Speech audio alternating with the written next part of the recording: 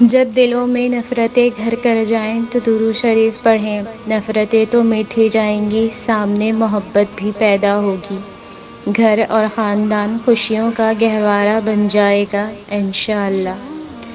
سکون چاہتے ہو تو ہر پل درود شریف پڑھتے رہا کرو۔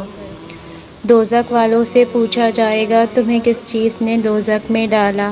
وہ جواب دیں گے ہم نماز نہیں پڑھتے تھے۔ جسے مایوسی میں گزار رہے ہو وہی قبولیت کا لمحہ ہوا تو کیا کرو گے؟ کتنی عظیم ذات ہے اللہ کی، جب بھی پکارو ایسا لگتا ہے کہ اللہ صرف میرا ہے۔ ہر روز جو قضا تیری فجر ہو رہی ہے، کہیں اس لیے تو نہیں تیری دعا بے اثر ہو رہی ہے۔ یعنی ہم فضول کاموں میں مشغول رہا کرتے تھے اور نماز جیسی قیمتی چیز کی پرواہ نہیں کرتے تھے، اور یہ انجام ہے اس کو ضائع کرنے کا۔ جس سے اس کے والدین راضی نہیں اس سے اللہ بھی راضی نہیں۔ میری ہر بے بسی کا عالم تمہارے بس ایک کن سے منتظر ہے یا اللہ۔ درود پاک پڑھنے والا قیامت کے دن سب لوگوں سے حضور صلی اللہ علیہ وآلہ وسلم کے زیادہ قریب ہوگا۔ اللہ سے مانگنا ہر کسی کو نصیب نہیں ہوتا۔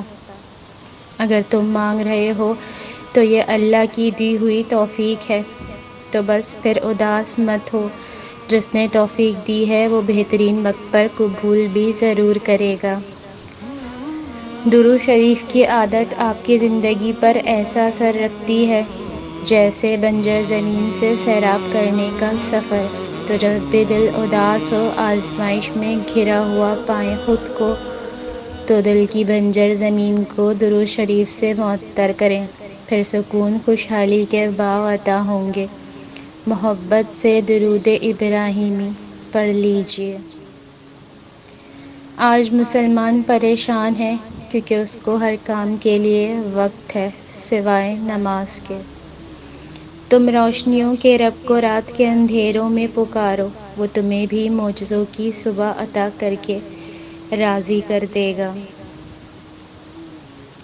جو صبر کرنے والے ہیں، جو اللہ کی حکمت کو سمجھنے والے ہیں، اللہ انہیں سلام پیش کرے گا۔ یہی لوگ ہیں جن پر ان کے رب کی طرف سے کئی مہربانیاں اور بڑی رحمت ہے۔ نہ سنتیں، نہ خطبہ، نہ دعا، جمعہ بھی جیسے مجبوری میں پڑھتے ہیں لوگ۔ سورہ بقرہ میں اللہ فرماتا ہے، کہہ دو میرے ان بندوں سے جو ہار گئے ہیں، میں کسی بھی جان کو اس کی طاقت سے زیادہ نہیں آزماتا۔ دنیا جس سکون کو مال اور دولت میں ڈھونڈ رہی ہے، اللہ نے اسے سجدے میں رکھا ہے۔ مزید اچھی ویڈیوز کے لیے چینل کو سبسکرائب کریں اور ویڈیو کو لائک، شیئر اور کمنٹ ضرور کریں۔ شکریہ۔